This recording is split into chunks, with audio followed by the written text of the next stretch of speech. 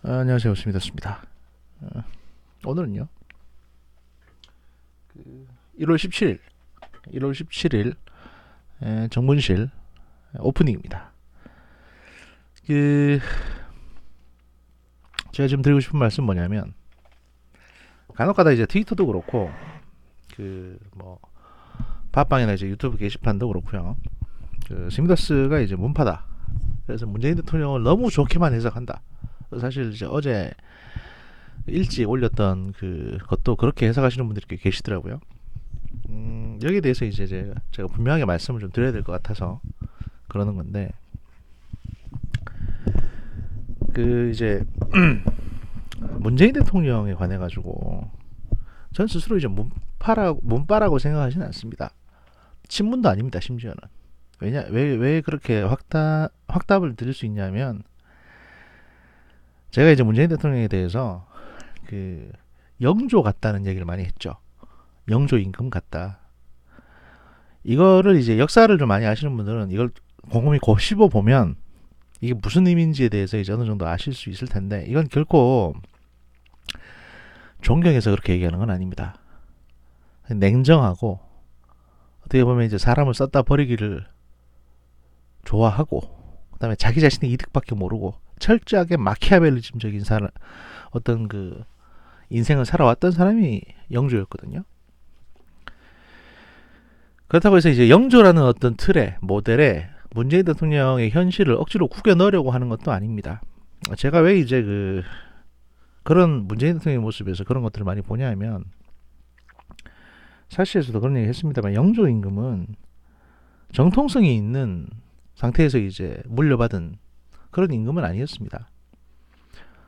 그러니까 무슨 얘기냐면, 여기서 말하는 정통성이라는 거는 권력 이양의 정통성을 말하는 게 아니라, 이제 세종대왕처럼 태종이라는 강력한 군주가, 세종 얘는 내 셋째 아들, 적자잖아요. 적자인데다가 이제 권력이 다 준비된 상태에서 물려준 거란 말이에요. 이러면 왕권이 되게 강력한 상태에서 권력을 시작하는 겁니다. 그러면 밑에 신하들이 이 세종에 대해서 대들 수가 없어요. 왜냐하면 하늘에서 타고난 거니까, 왕권의 어떤 권위라는 거는. 근데 영조 임금 같은 경우에는 이전에 이제 연인군이었고, 그 다음에 어떻게 보면 신하들이 이제 소론 신하들이 노론들이 신하들이 이제 추대해가지고 떠밀어 올린 형태입니다. 그렇기 때문에 영조 임금 시대 초기에 중신들, 대신들, 이 사람들하고 영조 임금 간에는 약간의 긴장 관계가 있었습니다. 뭐냐면, 당신은 우리가 왕을 만들어 준 거다. 우리 아니었으면은 당신은 왕이 될 수 없었다. 뭐 이런 식의 이걸 약간 깔고 들어가는 거죠. 그래서 영조 임금의 집권 초반기에는 상당히 불안정했습니다. 그런 것들을 잘 다룬 드라마가 이제 비밀의 문이라는 드라마였죠. 거기서는 좀 더 세게 나오긴 했었는데, 초반에 이제 영조 임금 같은 경우에는 뭐 선대 왕을 독살했다, 개장과 생감 얘기가 있습니다. 독살했다는 얘기로 굉장히 오해도 많이 받았었고, 실제로 독살을 했는지 아닌지 알 수는 없죠. 알 수는 없는데, 어쨌든 이제 처음에는 그들하고 같은 위치에 있다가, 신하들하고 그들의 추대에 의해서 왕이 되게 되면, 소위 말해서 독자적으로 갖고 있는 강력한 권위나 권력이라는 게 없습니다. 이게 뭐 집단 지도체제 같은 형태가 되니까요. 그렇기 때문에 왕의 세력이 약합니다. 이렇게 되면 철저하게 권모술수를 이용해서 정치를 할 수밖에 없습니다. 문재인 대통령도 마찬가지죠. 친문 측근이라고 불리는 사람들, 소위 말해서 전해철, 이호철, 뭐 양정철, 삼철에다가 김경수라든지 여러 사람 많죠. 근데 이 사람들하고 맨 처음에는 어떻게 만났냐? 노무현 대통령이라는 왕의 참모 중에 하나였습니다. 문재인 씨도. 그래서 청와대에 이제 뭐 비서실장하고 민정수석하고 했었죠. 어떻게 보면 똑같은 비서관 출신이었습니다. 그러니까 소위 말해서 친노 청와대에 있던 사람들이 보기에는 문재인 대통령은 그냥 어떻게 보면 자기들이랑 동급이었던 사람인 거예요. 그런 연장선상에서 이제 이해찬 씨는 문재인 실장이라고도 불렀겠죠. 그러니까 입지가 그랬던 겁니다. 그랬더니 이제 문재인 씨가 정치에 다시 복귀를 해가지고 두 번의 선거를 거쳐서 대통령이 됐습니다. 그렇게 되면 애시당초 이미지 자체는 되게 인자한 이미지입니다. 영조도 백성들에게는 되게 인자했습니다. 왜냐하면 백성은 자기를 공격하지 않으니까. 대통령도 마찬가지입니다. 백성들에게는, 국민들에게는 되게 인자한 이미지로 접근하고 있죠. 그러나 측근들에게는 직접 문재인 대통령이 나서서 너 미워, 너 나빠라고 한 적은 거의 없습니다. 다른 사람들을 이용해서 그 사람들이 문재인 대통령의 반대 세력을 공격을 해왔죠. 그게 친문 뭐 지지자였을 수도 있고 팬클럽이었을 수도 있고 또는 이제 소위 말해서 그 이재명 씨를 친문 계열이 공격했던 것처럼 뭐 그런 식입니다. 그러니까 소위 말해서 안희정 씨도 그렇게 제거가 됐고, 그래서 이게 이제 뒤에 참모가, 제가 말씀드리고 싶은 건 뭐냐, 이 모든 의도의 뒤에 문재인 대통령이 있냐, 이건 아니라고 생각합니다. 왜냐하면 이제 어떤 분이 그런 얘기를 하시더라고요. 그 소위 삼천리라고 불리는 사람들하고 문재인 씨는 이제 죽고 못 사는 사이였다. 물론 그럴 수 있습니다. 대통령 되기 전까지만 해도. 앞으로 대통령이 돼야 되니까 권력자가 되기 전까지만 해도 두루두루 다 친하고 가깝고 등산도 다니고 했을지 모르죠. 하지만 대통령이 되고 나면 그 자리는 왕좌의 게임처럼 그 옥좌는 혼자 앉아있는 자리입니다. 이게 무슨 말씀이냐면 독점적인 권력을 유지한다 이게 아니라, 대통령이라는 자리는요, 있을 때는 자기 마음대로 못합니다. 왜냐하면 밑에 참모들이랑 협의해서 다 일 처리를 해야 되고, 하지만 관두거나 그만두거나 아니면 무슨 문제가 생기게 되면 모든 책임은 대통령이 지게 됩니다. 그러니까 외롭고 추운 자리입니다. 책임을 독박을 써야 되니까. 그런데 문재인 씨는 과거 노무현 대통령 당시에 지금의 청와대 참모들이었던 사람들, 지금 정치 주류권이죠. 이 사람들이 노무현 대통령한테 어떤 책임을 뒤집어 씌웠는지를 잘 봐왔던 사람입니다. 소위 말해서 그렇게 참혹한 자리라는 것을 봤던 사람이 대통령이 됐을 때 당신 같으면 어떻게 하시겠습니까? 백성들에게 대놓고 폭력적이고 위협적인 모습을 보일 수는 없지만 측근들에게만큼은 상당히 엄하고 어떻게 보면 마키아벨리즘적인 정치를 해야 됩니다. 영조처럼 말이죠. 영조가 썼던 방법을 문재인 대통령도 지금 쓰고 있습니다. 뭐냐? 영조는 소위 탕평책이라고 해서 그 뭐 소론을 다 숙청시켰는데 소론 중에 일부 인재들을 뽑아가지고 되게 요직에 앉힙니다. 그리고 이 사람들이 좀 성장하면 이 사람들을 이용해서 또 노론을 숙청합니다. 그러니까 이제 무슨 얘기냐?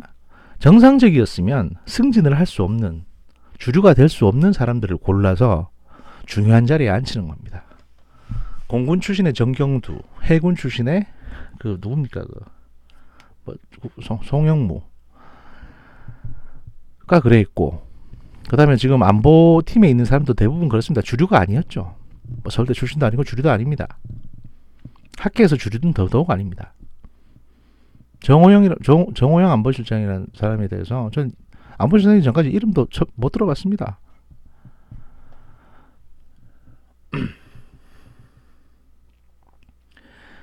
대부분의 인사가 그렇습니다. 심지어 윤석열조차도 뭐 아시다시피 필요하니까 몇 직급을 띄어 올려서라도 서울중앙지검장에 앉혔고 그 다음에 검찰총장에 임명했습니다.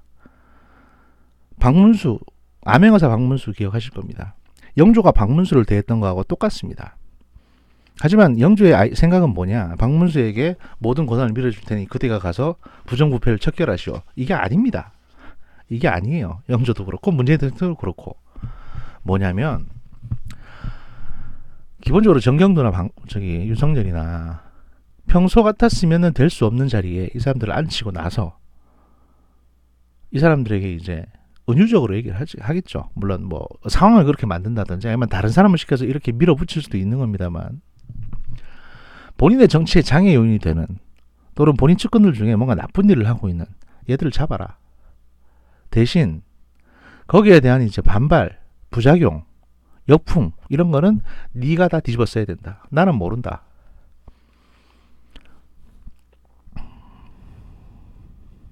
이게 무슨 얘기냐면요. 나를 위해서 네가 충성을 다하고 모든 역풍은 네가 뒤집어 써라. 그럼 난 널 보호해주겠다가 아닙니다.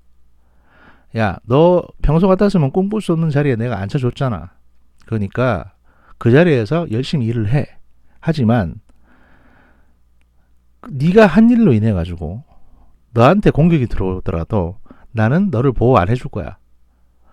공식적으로 대놓고 보호해 줄 수는 없어. 하지만 넌 지지를 해. 내가 널 앉힌 이상 네가 하는 일은 암묵적으로 내가 지지해 주는데 공개적인 지지를 원하지는 마라. 나는 내가 원하는 걸 그런 식으로 해서 얻는 거고, 그래서 너라는 예리한 칼을 이용해서 나는 나의 정치를 안정시킬 거고, 너는 너의 인생을 살면 된다. 네가 평소 꿈꾸고 는 자리를 앉혀줬으니까. 그리고 넌 알아서 살아남아라. 이거죠. 여러분들이 좋아하시는 영화 중에 이런 내용들이 나오는 영화가 있습니다. 미션 임파서블 보시면요, 초반에 뭐 이런 인물을 하고 이런 인물을 하게.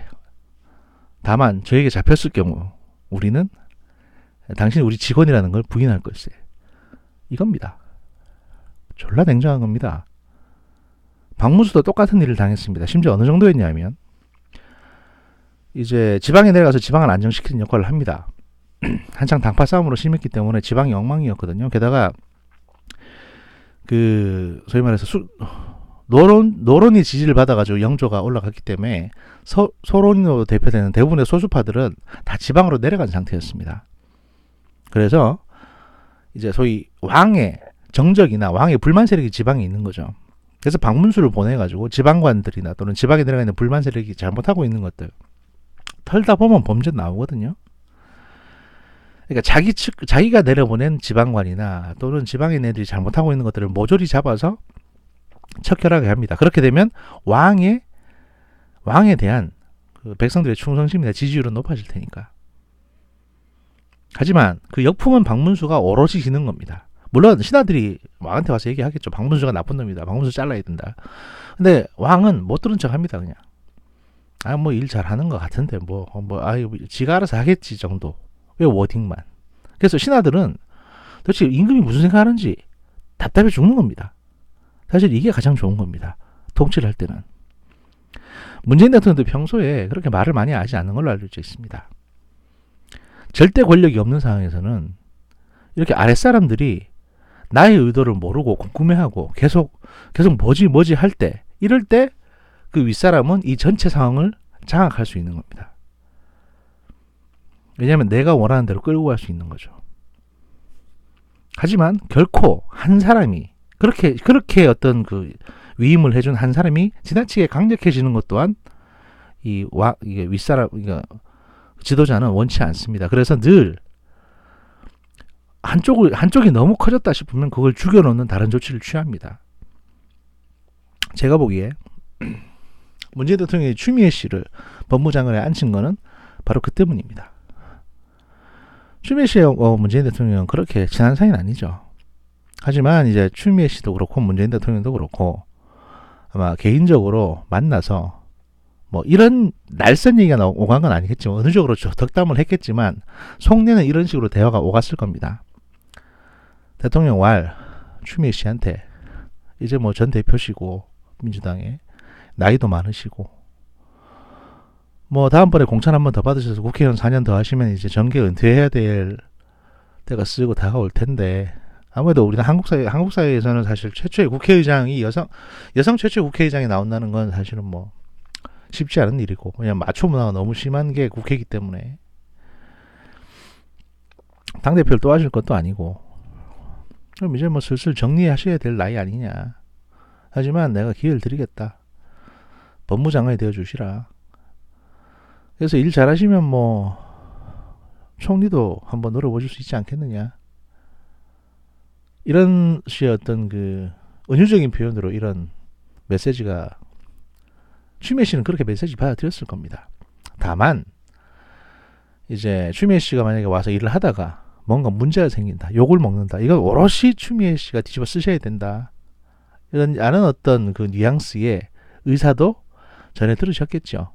또는 보통 그 정도 나이가 되고 그 정도 연륜이 되면 뭔가를 제안을 하면 속으로 그런 이제 계산이 섭니다. 그럼 추미애 씨도 내가 만약에 지역구에서 광진에서 한 번 더 해서 4년 더 하고 딱히 마땅한 데가 없어가지고 그냥 은퇴하느니 한번 모험을 걸어보자. 그래서 이제 묻고 더블로 간다 이런 식으로 법무장관 하고 잘하면 총리까지 할 수 있지 않겠냐. 또는 그거보다도 잘 되면 대권에 한번 도전해볼 수도 있는 거 아니겠냐는 생각이 추미애 씨는 이제 그런 계산이 섰던 것 같습니다. 물론 이 조국 정국 이후이기 때문에 까딱 잘못하면 윤석열하고 척질 수 있고 이렇게 되면 내가 죽을 수도 있다라는 생각도 분명히 했을 겁니다. 지금 사실 초반부니까 약간은 추미애 씨에 좀 몰려있는 상황이긴 하죠. 그래서 대통령도 이제 추미애 씨한테 정권 줬다는 얘기는 뭐냐면 추미애가 하는 거는 추미애가 알아서 하는 거다. 나한테 와서 징징거리지 마라. 이 얘기를 하는 거고요. 이거는 문재인 대통령도 그렇고 추미애 씨도 그렇고 다 냉정하게 판단하고 지금 가는 겁니다. 윤석열 씨도 마찬가지고. 그러니까 그 정도 수장이 되고 어느 조직의 우두머리가 되면은 누가 누굴 지켜준다, 보호해준다 이런 거는 의미 없는 거예요. 네가 네 일 열심히 하다가 죽는 거는 어쩔 수 없는데 내가 네 그 자리에 앉혀주는 데까지는 할 수 있어. 그 다음은 네가 알아서 헤쳐나가. 이게 그 사람들의 냉정한 판단, 사고방식인 겁니다. 그런데 보통 사람들이 말씀하실 때 시민들은 뭐 문재인 대통령 빠다 이러면은 문재인 대통령 손 한번 잡아보고 싶고 문재인 시계 차고 싶고 문재인 대통령 무조건 다 오라요 라고 생각하는 걸 보통 빠라고 하시니까 문재인의 모든 게 문재인의 선일 거라고 생각하고 이 해석을 한다고 생각을 하시는데 저는 거장판 때부터 지금 정부실까지 주구장창 줄곧 그 얘기를 해왔습니다. 저 사람 무서운 사람이고 냉정한 사람이다. 냉정하게로 따지면 박정희보다 더 할 수도 있다. 김종인 그렇게 부려가지고 이용의 목도 버렸죠. 사실 버렸다기보다 김종인이 훅 떠내려갔죠. 그걸 잡아주지 않았을 뿐. 잡아줄 이유도 없으니까. 문재인 대통령은 늘 그런 식이었습니다. 그래서 제가 지금 드리는 말씀은 뭐냐면 문재인이 나쁘다, 문재인이 착하다 이 얘기가 아니라 다 그렇게 냉정하고 첨예하게 살아가고 있기 때문에 어떤 제가 말하는 거에 대해서 이걸 판단을 하실 때도 되게 냉정하게 보셔야지 이렇게 누구 편으로 해석을 해가지고 꼭 누가 잘 되자는 식으로 이렇게만 해석하는 게 아니다. 이거조차도 사실 선입견이다.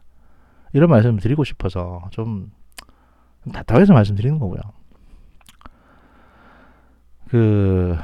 제가 누구에 대해서 이제 이 사람의 본인은 이런 거다라고 말씀드리는 게 서초동 길바닥에 나와서 이제 조국 장관은 무조건 좋은 사람이고 이거하고는 좀 다른 개념이다. 이렇게 무조건 선호하고 빠질하고 팬덤 갖고 있고라 한 거랑은 좀 다른 거다라는 이제 이야기를 드리고 싶어서 이렇게 길게 얘기를 했습니다. 그렇다고 해서 뭐 폭군이냐? 그건 아니죠. 정치라는 건 원래 그렇습니다. 태종 이방원 때도 태종이 임금되고 나서 그 최측근들인 하륜이나 뭐 이런 사람들 있죠. 몇 번이나 죽다가 살아났습니다. 세종대왕 때는 그런 거 없었는 줄 아십니까? 장영실이 결국 매 맞고 쫓겨났죠. 그게 뭐 보호를 위해서든 어쨌든 간에. 그 다음에 그 세종대왕 밑에 있던 황이 몇 번 사직하려고 했습니다. 왜냐면 자기가 부정축제 이런 게 있었는데 이게 너무 노골적으로 드러나게 되면 다 뺏기고 쫓겨나니까 그 전에 그냥 적당히 해먹고 잘 살려고 그랬는데 세종이 너 아직 할 일 있다고 계속 붙잡았거든요. 세종인들 황희가 부정축제 한 걸 몰랐겠습니까? 그러니까 늘 이런 식이에요. 너무 오랫동안 그러니까 어느 정도 벌었으니까 이제 빠져나와야 되는데 야 이만큼 벌었으면 네 책임을 져야지 라고 해서 계속 일을 부려먹는 겁니다. 그러니까 정치라는 건 그만큼 냉정하고 누가 누구에 대한 충심만 가지고 할 수는 없는 일이다. 반면에 이제 검찰 조직 같은 경우에는 과거 조선시대 사헌부처럼 기계가 있고 자기들 스스로 뭐 검사, 칼을 휘두르는 사람들이고 우린 정의의 조직, 우린 무사 뭐 또 마지막 호위무사 막 이렇게 생각을 하거든요. 걔네들은 겉으로는 서로 이렇게 정을 느끼고 막 이거 외부에서 공격이 들어오니까 그렇게 느끼는 거고 어떻게 보면 뭐 순진한 걸 수도 있습니다. 다소. 또 그만큼 이제 무사 같은 기질이 순수하니까 그런 범죄 수사도 하는 거겠죠. 반면 국정원 같은 경우에는 약간은 좀 내시들 같은 스타일이죠. 그러니까 좀 음험하고 그 다음에 사람 이용해먹고 버리고 뭐 사실 정보라는 게 그럴 수밖에 없죠. 뭐 기자들도 어떻게 보면 크게 다르지 않을 거라고 생각을 합니다. 정보원도 마찬가지고 기자들도 마찬가지인데 정보원은 자기 밑에 있는 하급 정보원한테 그렇게 하고 기자들은 취재원한테 그렇게 하죠. 당신을 보호해주겠다. 용기 있게 얘기해라. 그러고서 이제 용기 있게 얘기하고 가능한 한 보호해주려고 노력을 하지만 상황이 예측할 경우 가차없이 버립니다. 어쨌든 뭐 기사 썼으면 그만이고 정보는 전달 빼냈으면 그만이니까. 그렇게 냉정한 게 언론계와 또 정보계입니다. 어차피 목표는 정보니까요. 사람이 아니라. 정치도 마찬가지입니다. 그 와중에 이제 순진하게 이런저런 얘기를 하시는 사람도 있습니다. 뭐 강기정 씨 같은 경우에는 오늘 그런 얘기 나왔더라고요. 뭐 부동산 거래 허가제를 하자, 뭐 검토할 수도 있다. 뭐 이게 청와대 정무수석 입에서 나올 얘기는 아니고, 하지만 이런 인식을 갖고 있는 사람이, 그러니까 부동산 거래 허가제 얘기 나오니까 일단 그 국토교통부의 김현미 장관부터 버쩍 뗐다고 합니다. 그런 얘기 함부로 하지 말라고. 왜냐하면 정책은 했을 때 효과가 있는 거지. 강기정 수석이 그냥 얘기하듯이 아주 쉽게 그냥 술자리 잡담처럼 저런 식으로 정부가 이것도 검토 중이다. 부동산 허가제도, 거래 허가제도 검토 중이다. 그 다음에 15억 이상이 아니라 9억 이상의 어떤 재산을 가진 주택에 대해서도 담보대출 제한해야 된다. 뭐 이딴 식의 얘기를 막 내뱉게 되면 무슨 일이 생기냐면 시장은 거기에 대해서 일단 대비를 하게 됩니다. 그리고 그 정부는 정책을 하지도 않았는데 마치 정책을 했던 것처럼 욕을 먹게 됩니다. 지지율 뚝뚝 떨어지고요. 정책은 실효성이 없어집니다. 청와대 정무수석이라는 사람 주둥이에서 이렇게 가벼운 얘기가 나오는 겁니다. 그리고 이런 인간이 광주 시장 나가겠다고 다음번 지자체 선거를 또 준비하고 있답니다. 하지만 그런 인간을 왜 문재인 대통령은 앉혀놓고 쓸까요? 그런 인간도 다 필요하니까요. 뭐 이런 식으로 몸빵을 하거나 아니면은 뭐 점심때 반주 한 잔씩 할 때 술대작을 한다든지 뭐 그런 용도로 쓸만하니까 갖다 쓰는 거겠죠. 사실 문제 더 커지면 가차없이 버릴 겁니다. 원래 그 지존의 자리라는 거는 그렇습니다. 같이 뒹굴고 웃으면서 막 정권을 탈취하기 위해서 같이 길바닥에서 같이 시위할 때는 더할 나위 없이 가까운 사람이지만 왕이 되고 나면 순식간에 돌변해서 냉정한 얼굴이 될 수 있는 게 바로 그 왕 되는 사람들의 또 대통령이 되는 권력을 잡는 사람들의 어떤 모습이고요. 과거 왕들의 어떤 집권기간은 한 30년 정도 됐습니다. 지금의 대한민국은 5년 단위이기 때문에 평소 다른 왕조에서 30년 동안 일어날 일을 대한민국에서는 5년 안에 모두 목격하시게 되는 겁니다. 명나라 홍무제 어떤 이제 주원장 명나라를 열었던 이 사람은 뭐 탁발성 거지 출신이었으니까 자기 부하들하고 얼마나 가까웠겠습니까? 같이 뒹굴고 놀고 그러다 갑자기 왕되고 나서 가차없이 다 죽여버리잖아요. 그때 부하들이 느꼈던 감정은 뭐겠습니까? 아, 저 새끼 저 사람도 아니다. 하지만 이해는 하죠. 내가 왕이었어도 그렇게 했을 거다.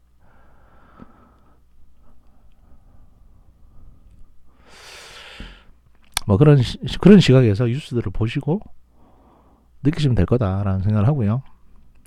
사람보다는 어떤 그 자리가 그 사람의 행동이나 성격을 규정하는 경우가 좀 있습니다. 평소 그렇게 인자한 사람도 부장되고 이사되고 사장되고 나면 확 변하는 사람도 있고 그렇게 순수했던 전 대학원생도 교수되고 나면 돌변하는 사람도 있습니다. 좀 시각을 좀 열린 시각으로 봐주시라. 뭐 이런 의미에서 제가 좀 길게 뉴스 글도 없는데 일단 일부 오프닝을 이렇게 했고요. 요거는 이제 바로 올리도록 하겠습니다. 지금 시간이 새벽 5시 45분쯤 됐는데 자 바로 올리면 한 6시쯤 올라가겠네요. 예, 그리고 제가 업무 좀 보고 낮에 2부를 녹음을 해서 올리도록 하겠습니다. 국제 뉴스 위주로 좀 해가지고 올리겠습니다. 국내 뉴스는 너무 많이 한 것 같아가지고 이제 군사 분야 밀리터리 이야기 또는 국제 뉴스 그다음에 한미 방위비 협상 관련한 내용 이런 것들로 2부 진행하도록 하겠습니다. 감사합니다.